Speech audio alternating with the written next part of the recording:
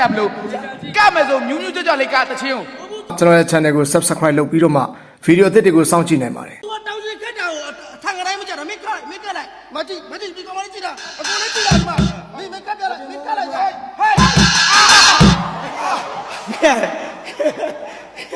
တောင်းစီပါဆိုမှကျွတ်သွားဖမ်းနေမင်းတောင်းချင်းကိုမသွဲပဲနဲ့တောင်းတို့လာစောက်တာကိုကိုကြီးလိုက်ကားမယ်ဆိုရင်အကတေချာတင်တာလေပြောတော့လေပန္နာကြောင်းချင်းဆိုပန္နာကြောင်းချင်းဆိုတာအကဆိုမကြည့်ဆောင်ပြမကြည့်အဲ့ငါချင်လို့ညွတ်တာဟဲ့စီလို့မေးတာနော်နည်းနည်းလန့်လိုက်စမ်းကိုကလိုက်မေးပေးဦးဟေးဘယ်ဟာကပေါင်ဘယ်ဟာခြေသလုံးလဲလို့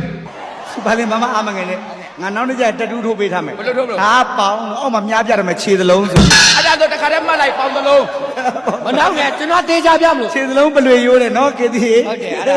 နှဲကြီးတွေမဟုတ်နင်လည်းအဲ့ဒါပဲကြိုက်နေရပဲမဟုတ်ဘူးစီးဖနောက်ပြောက်သွားအချက်ဟိုကလေစတယ်ဆိုကပြုတ်လာနေကြပြလုံးနဲ့မေကပြုတ်လာမှာအေးအဲ့ကြပြလုံးကနေမညာမကြီးခါလေးမကြီးကောက်တာပဲဟုတ်လားဟုတ်တယ်မလားရောက်အေး